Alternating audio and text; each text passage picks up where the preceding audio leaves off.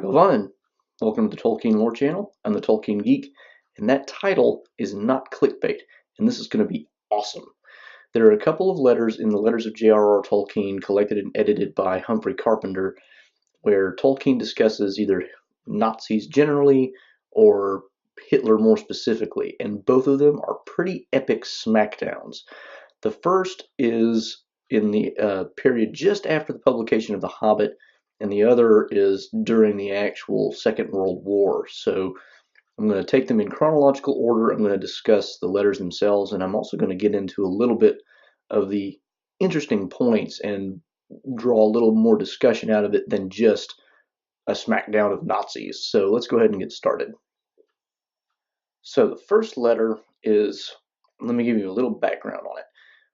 During the period shortly after the publication of The Hobbit, it gained enough popularity that there was demand for foreign language translations, one of those being German.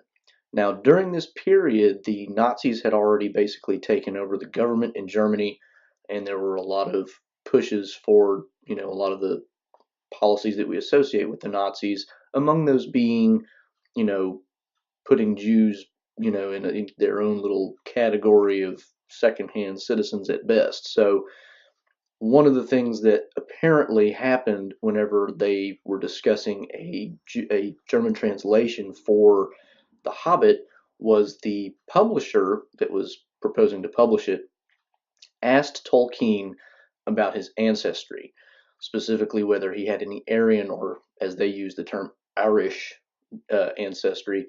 And Tolkien took umbrage to this. He sent a letter back to Stanley and Unwin and Allen and Unwin. Can't get my name straight. His own English publisher, basically saying, I don't really like this, and I have two possible ways of approaching this. You can either send this letter or that letter. We only have one surviving letter, so it's probable that they sent the other letter, which was clearly one in which he didn't address the question at all and just left it silent. The second letter that was found in Allen and Unwin's files, that's the more interesting one. And that's the one that I'm going to read for you. And I'm actually going to read a large section of it just directly from my copy of the Letters of JRR Tolkien because it's awesome. And then I'll go back and go into some of the details for discussion points. But let's go ahead and just read the relevant segment of the letter now. So he starts off, Dear Sirs, thank you for your letter. I regret that I am not clear as to what you intend by Irish. I am not of Aryan extraction, that is, Indo-Iranian. As far as I am aware, none of my ancestors spoke Hindustani, Persian, Gypsy, or any related dialects. But if I am to understand that you are inquiring whether I am of Jewish origin, I can only reply that I regret that I appear to have no ancestors of that gifted people. My great-great-grandfather came to England in the 18th century from Germany. The main part of my descent is therefore purely English, and I am an English subject, which should be sufficient. I have been accustomed, nonetheless, to regard my German name with pride, and continued to do so throughout the period of the late regrettable war, meaning here World War I, in which I served in the English army. I cannot, however, forbear to comment that if impertinent and irrelevant inquiries of this sort are to become the rule in matters of literature, then the time is not far distant when a German name will no longer be a source of pride. Now, he then goes on to basically say that I'm sure you're only asking this because legally you're required to, but that's the main part of the letter that is interesting. So let's take a look at kind of the individual points he makes and see how each one of them is just kind of a general smackdown of the whole Nazi legal regime. So the first thing we can note is that he starts off saying, I'm not sure what you mean by the word. I am definitely not Aryan because that means Indo-Iranian, and then he lists several different languages that derive from that. And of course, being a linguist, he knows this. The Indo-European language root that in theory is kind of the basis for most of the European languages. He would be familiar with that idea, but what he's doing here in a not so subtle way is pointing out that you're using the term Aryan to mean something that isn't even accurate. Aryan doesn't mean white, blonde, blue-eyed, Northern European. It means something from way further south and not even European at all.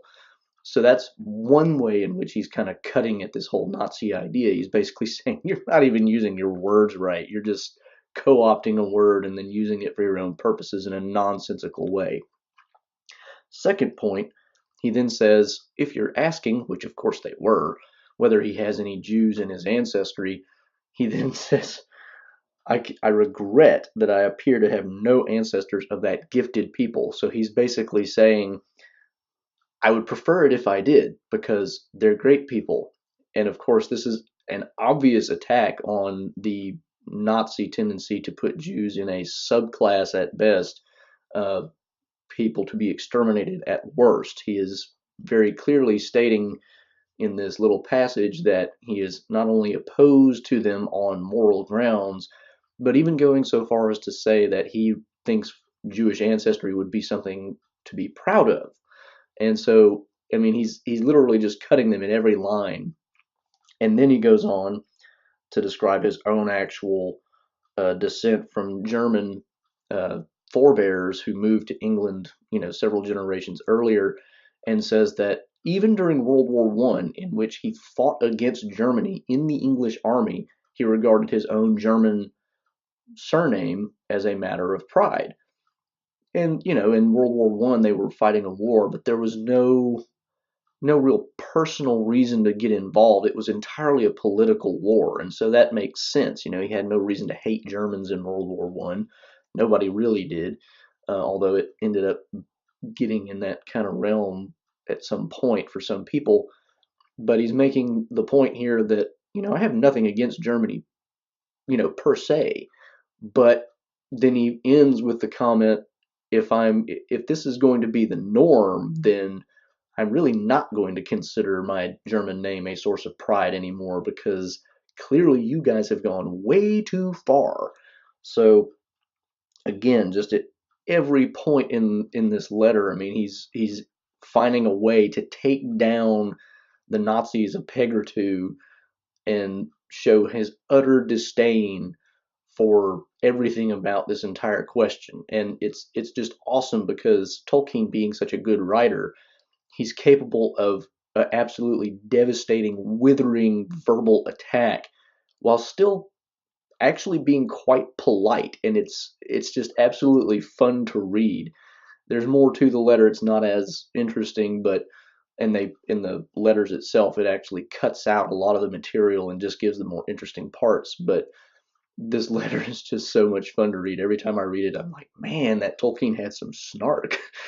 So that's his letter about Nazis kind of generally. Now let's skip ahead to a letter where he takes on Hitler a little more specifically, which is also pretty fun. So unlike the previous letter, which was written before the war got started, this letter is actually written during the war, fairly early years, 1941, to Michael, his son, who is a cadet officer at the time. And what's characteristic of this letter, like a lot of the ones he wrote also to Christopher, who was also in the war, it's really long. They catch up on a lot of stuff in between letters because it's basically their only way of communicating. So I'm not going to read much of this, but there is one passage that I want to focus on. And incidentally, this is letter number 45. The previous letter was number 37. The letters are all numbered in the book, so they're easy to reference. But in this particular one, he kind of talks about some of the Germanic or Northern European culture that's kind of been taken up by the Nazis and Hitler in particular. And he's talking about his own study of it and whatnot. And he uses that as kind of a lead in to this comment. He says, anyway, I have in this war a burning private grudge, which would probably make me a better soldier at 49 than I was at 22, against that ruddy little ignoramus Adolf Hitler. For the odd thing about demonic inspiration and impetus is that it in no way enhances the purely intellectual stature, it chiefly affects the mere will. Ruining, perverting, misapplying, and making forever accursed that noble northern spirit, a supreme contribution to Europe which I have ever loved and tried to present in its true light. Nowhere, incidentally, was it nobler than in England, nor more early sanctified and Christianized. So in this comment, Tolkien is referring to this northern spirit which he thinks that Hitler has basically corrupted and debased. and not only corrupted it into base, but made it basically anathema to the rest of Western civilization, because he's basically made it so bad that nobody will ever see it in a positive light again. And that's still kind of true today. I mean, there's a sense in which everything associated with Germany is still kind of looked at in a very bad light. And Tolkien is basically saying, despite, his own Christian view and the fact that the Northern Europeans were pagans for, a good chunk of history, even in that stage, they had something positive to contribute to the world. They had this, this courageous outlook and all this other stuff. And he's looking at that in a positive way, and he's seeing what Hitler's doing and basically taking all the worst ways that you could look at it and using that as the basis of his master race and all this. And of course, those of you familiar with history will probably realize that Hitler was very much into that sort of thing. He was into Wagner, the Flight of the Valkyrie, very much into all of that Norse, Northern European culture, because that's kind of what he saw as the master race, the blonde, blue-eyed, white European. So Tolkien here is really, really taking to task Hitler for this one particular element of what he did in Nazi Germany, which seems weird to us because it seems like, maybe the murder of 6 million Jews might be a little more significant, but Tolkien is looking at it from his own professional and personal perspective, because he studied Northern European culture, languages, and all this other stuff. And he saw what was good in it, and he saw that what Hitler was doing would basically ruin the reputation of that Northern spirit forever.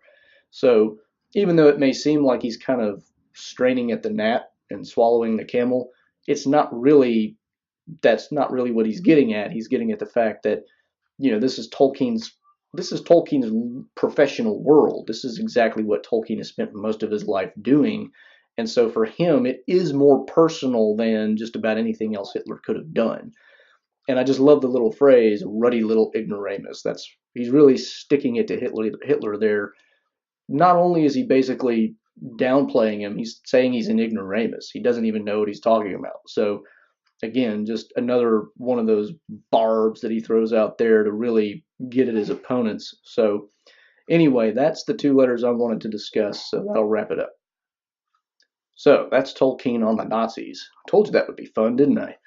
Now, there's probably other things that he said here and there scattered in the letters, but those are really the 2 main things, and that's what I wanted to hit on here. I mean, he really goes after both the Nazis in general and Hitler in particular in these 2 letters, and it's just fun to read because he's so good with his prose.